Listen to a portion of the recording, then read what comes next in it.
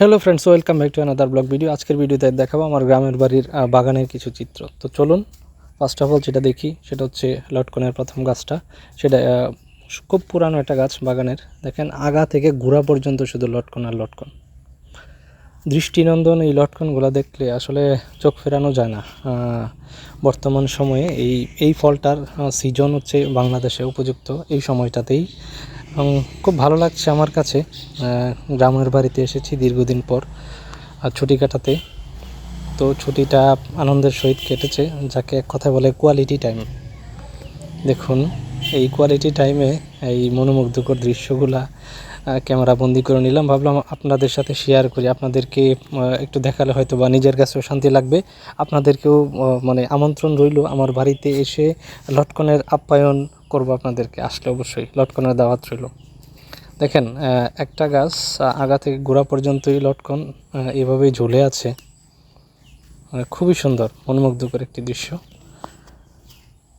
কিন্তু ইদানিং সিলেট বিভাগে বর্ষাকাল তো বন্যার পানি বেড়ে যাওয়ার কারণে ইঁদুরের উৎপাত বেড়ে গেছে অনেকটাই, যার কারণে লটকনের উপর হামলা করছে এই ইঁদুরগুলা। প্রতি রাতেই প্রায় 40-50 পিস খেয়ে ফেলে ইঁদুরগুলা। দেখেন আরেকটা গাছের চিত্র দেখাচ্ছি বাগানের। এটাতেও আছে মোটামুটি, তবে এই লটকনটা একটু টক, ওইটার তুলনায় এটা একটু টক লাগে। তো বঙ্গবন্ধু একটা কথা বলেছিল যে সবাই পায় স্বর্ণের খনি, হীরার খনি, আর আমি পেয়েছি আমার দেশে চুরের খনি। পাকিস্তানিরা সব নিয়ে গেছে, কিন্তু এই চুরটুকু যে কেন নিয়ে যায় নাই সেটাই আমি বুঝলাম না। ঠিক তদ্রূপ আমার ক্ষেত্রে এই ঘটনা। দেখেন কিছু কিছু গাছের নতুন ফল এসেছে, ইভেন রাত্রেবেলায় অনেকেই এই লটকনগুলো চুরি করে নিয়ে যায়। আমি স্কুল কিংবা মাদ্রাসার ছাত্রদের কথা বাদই দিলাম, ওরা না হয় কোমলমতি শিশু, কিন্তু আর যে বয়োজ্যেষ্ঠ চোর আছে ওরা তো কাজটা ঠিক করে না। ঘুরে ঘুরে দেখাচ্ছি আপনাদেরকে বাগানের খণ্ডচিত্র। সবগুলা গাছে আসে নাই, কিছু কিছু গাছে আসছে। যেগুলোতে আসছে এগুলোই দেখাচ্ছি আপনাদেরকে। এটা লিচু বাগানের নিচে হচ্ছে লটকন বাগান।